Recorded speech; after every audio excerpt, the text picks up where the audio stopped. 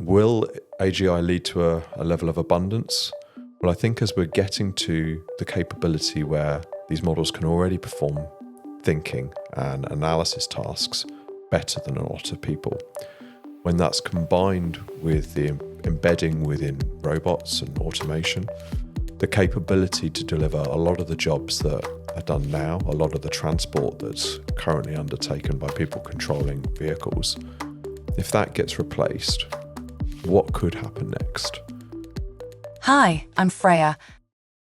Welcome to the Skynet Chronicles, Business in the AI Age, the podcast that dives deep into the world where artificial intelligence meets business. Join us as we explore the latest trends, challenges, and opportunities in this ever-evolving landscape. From innovative startups to established enterprises, we'll uncover the secrets behind the successful integration of AI technologies. So grab a cup of coffee, sit back, and get ready to unlock the mysteries of business in the AI age. What's your take on the current AI hype cycle, and where are we really in terms of AI adoption? Well, yes, there has been a lot of hype around AI over the last 12 months. And it's interesting because the news obviously helps with that hype cycle, promoting things that are interesting or are bad news, negative.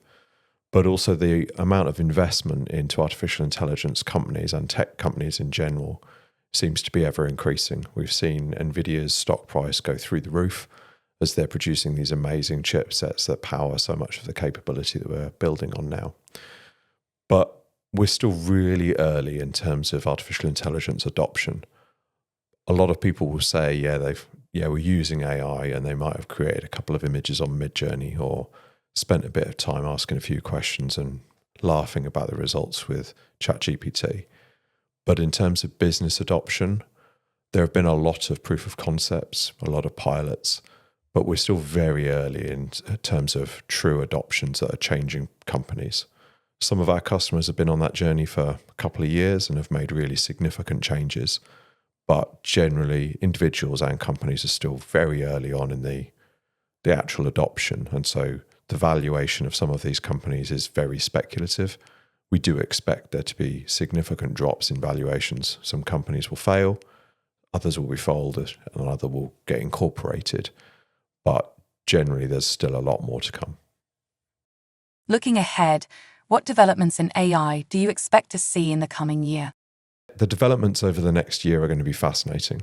We're going to see ever increasing capabilities in terms of the intelligence and ability to answer questions within the large language models, the ability to understand content regardless of its modality, so whether it's audio, video, image, words, won't matter, and the ability for the models to understand them and natively respond in those same formats will be coming quickly.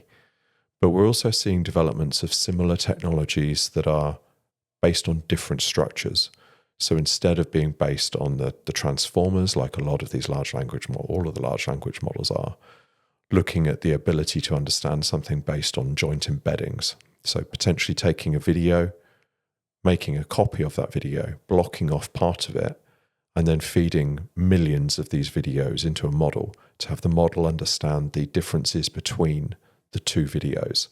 And in doing so, to build a world model, a level of understanding that these large language models don't, because they only really understand words. So we've seen with the text to video model Sora that it has the ability to understand object persistence, that it has an understanding of physics. We'll see more of these capabilities coming in future releases of technology. And we're already seeing the benefits in that in terms of some of the robot developments that are taking place, specifically with the Figure 2 deployment in the BMW Stuttgart factory, and how that is working in environments where people would normally work, and very effectively too. So it's going to be a fascinating year with lots of technology releases. I think the adoption will still be relatively slow. We are still testing capabilities in many companies, but we'll move from proof of concepts to prototypes to fully released software and models and robots in a vast majority of businesses. There's a lot of talk about AGI bringing an era of abundance. What are your thoughts on this? So AGI, artificial general intelligence, is generally described as the ability for a AI model to outperform the average people at the majority of tasks. There are lots of differing definitions, but really exactly what it means is less important than the impact it can have on society. Will AGI lead to a level of abundance?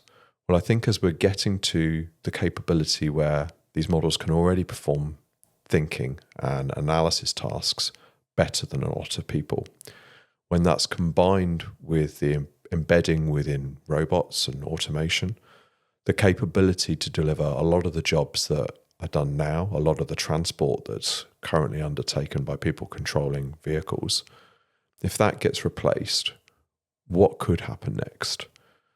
So I think we will have a level of abundance in that there will be the ability for things to be done by automation around us. We've arguably had that for many, many years. If you think in your own home about the level of robotics and automation you have, everybody's got robots in their house. They might not realize it, but you have a washing machine, you have a dishwasher, you have central heating that's on a schedule. These are all forms of automation that over time have become accepted and normal within our lives, but have freed us up to be able to do other things. We don't have to worry about stoking the fire at night over the winter because a central heating system does that for us. We don't have to manually wash and dry our dishes. We do still have to load the dishwasher, but I think that will change. So as we're getting more and more capable artificial intelligence solutions and robotic solutions using those capabilities, we'll get to a point where mankind has more time. And how we choose to use that time will be fascinating. I've been very fortunate this summer to attend some festivals and spend some time out in nature with my family. And I think those sort of experiences that we can enjoy and how we become more of an experiential species where our time is spent chasing the things that we like doing will be a fascinating opportunity as AI takes off. So, if AGI does lead to an era of abundance, what will people do when the robots and AI can do it all for us? So what will people do when the robots and the AI can do it all for us? Well, I think this kind of leans into my previous point.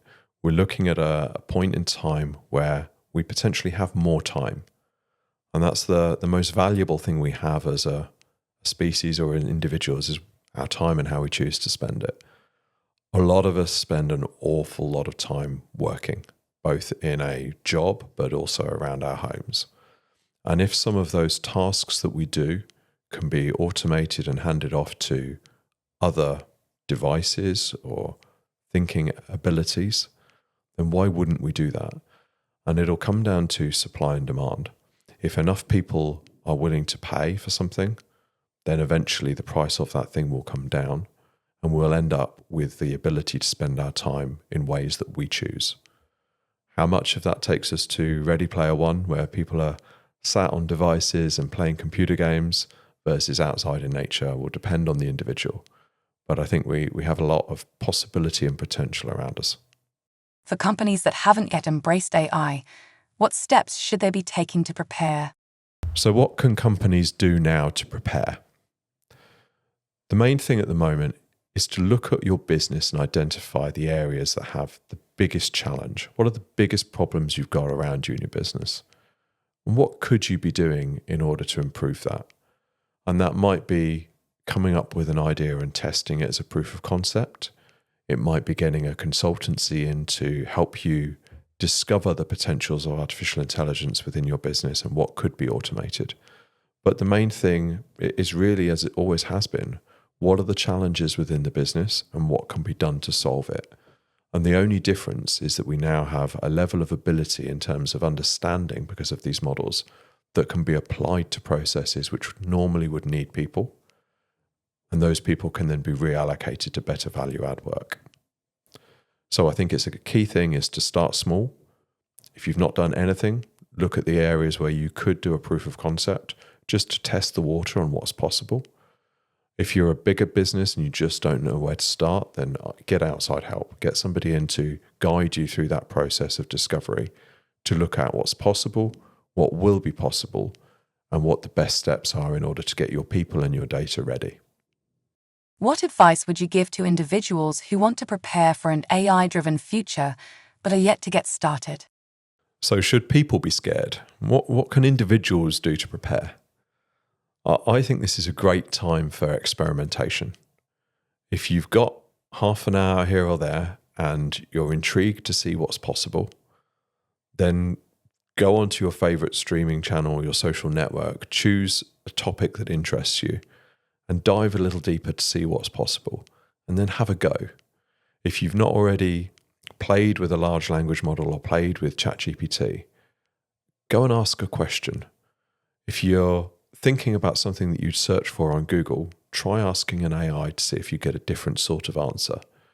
Have a test, have a play, create some images, choose something obscure from the back of your mind that you'd never be able to draw or imagine yourself, and describe it using normal language and just see what comes out. I think at the moment now is a great time to test and play.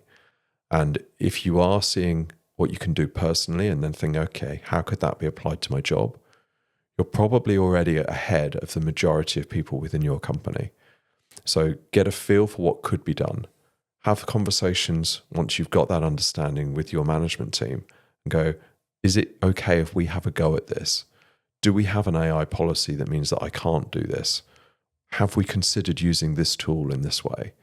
Because by doing that, you're positioning yourself for the future and differentiating yourself from your peers. As someone who is deeply involved in AI, what aspects of AI and robotics concern you the most?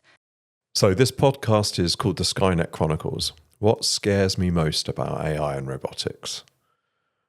So I was raised in the time of the Terminator films. I've always loved technology.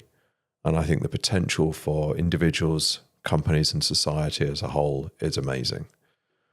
But I am disturbed by the use of fully autonomous drones in war zone environments and seeing what's being done in the battlefields around Ukraine and Russia and being talked about in the Strait of Taiwan is pretty scary stuff. And I think when we're looking at fully autonomous weapon systems, those are areas that keep me up at night. But generally, the application of intelligence and robotics in our work and home environments is only a positive thing. And I'm thrilled to see what happens over the next 18 months.